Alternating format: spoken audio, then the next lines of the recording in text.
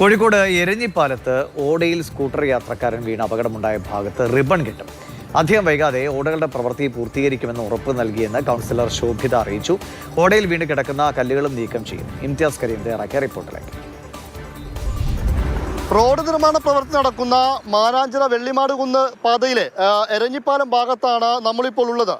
ഇവിടെയാണ് ഇന്നലെ ഉച്ചയ്ക്ക് ഒരു 11:41 ഒളവണ്ണ സ്വദേശിയായിട്ടുള്ള നിസാറിന് ഈ റോഡിൽ വെച്ച് അപകടം പറ്റിയത്. അദ്ദേഹത്തിൻ്റെ ഇരുചക്ര വാഹനത്തിൽ വരുന്ന സമയത്ത് ഏകദേശം ഇവിടെ വെച്ചാണ് അദ്ദേഹം വാഹനത്തിൻ്റെ ബ്രേക്ക് പിടിച്ചത് മൂലം ഇവിടെ സ്കിഡാവുകയും ഈ മണലിൽ സ്കിഡായതിനു ശേഷം സ്കൂട്ടർ മറിയുകയും അദ്ദേഹം ഓടയിലേക്ക് വീണ് പരിക്ക് പറ്റുന്ന ഒരു സ്ഥിതിവിശേഷമൊക്കെ ഉണ്ടായത്. ഇതിൻ്റെ പണി നടക്കുന്നത് കൊണ്ട് തന്നെ കമ്പികളൊക്കെ പുറത്തേക്ക് നിൽക്കുന്നുണ്ട്.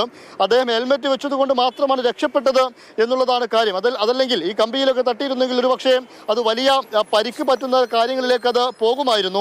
മിഡ്ലാൻഡ് എന്ന ഏജൻസിയാണ് ഇതുമായി ബന്ധപ്പെട്ട റോഡിന്റെ നിർമ്മാണ പ്രവർത്തികളും ഓടകളുടെ പണിയൊക്കെ നടത്തി വരുന്നത്. ഇത് മാധ്യമങ്ങളുടെ വാർത്ത വരുന്നത് വരെ ഈ വേലിയൊന്നും ഇവിടെ ഉണ്ടായിരുന്നില്ല. അതിനുശേഷമാണ് ഇതടക്കമുള്ള കാര്യങ്ങൾ ഇവിടെ ചെയ്തിരിക്കുന്നത്. പക്ഷേ അപ്പോഴും ഒരു മുൻകരുതൽ ബോർഡോ മറ്റു ലൈറ്റ് സംവിധാനങ്ങളോ ഇൻഡിക്കേറ്റർ അടക്കമുള്ള കാര്യങ്ങളൊന്നും തന്നെ ഇവിടെ സ്ഥാപിച്ചിട്ടില്ല എന്ന ഗുരുതരമായ പ്രതിസന്ധിയുണ്ട്. നമ്മളിപ്പോൾ ഈ റോഡിന്റെ വർക്ക് എടുത്ത് മിഡ്ലാൻഡുകാരോട് ചോദിച്ചാൽ അവർക്ക് സപ്പോർട്ടിംഗ് ഫെസിലിറ്റീസ്, ഈ കേബിളുകൾ ഷിഫ്റ്റ് ചെയ്യുക, മറ്റ് കാര്യങ്ങൾ ചെയ്യാന്നുള്ള പ്രവൃത്തികൾ മറ്റ് വകുപ്പുകൾ ചെയ്തു കൊടുക്കേണ്ടതാണ്.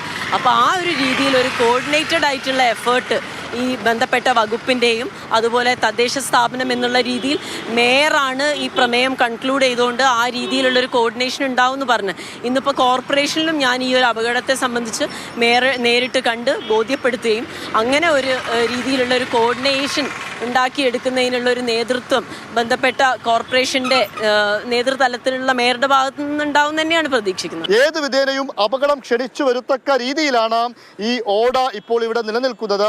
അത് ജനങ്ങൾക്ക് ഉപദ്രവമായി മാറുന്നു എന്ന് വേണം പറയാൻ. അത് അടിയന്തരമായി പരിഹരിച്ചില്ലെങ്കിൽ ഒരുപാട് അപകടങ്ങൾ ഇവിടെ ഇനിയും ഉണ്ടാവാൻ സാധ്യതയുമുണ്ട്. ക്യാമറമാൻ ജോൺ ടി കെയ്ക്കൊപ്പം ഇംതിയാസ് കരീം, മാതൃഭൂമി ന്യൂസ്, കോഴിക്കോട്.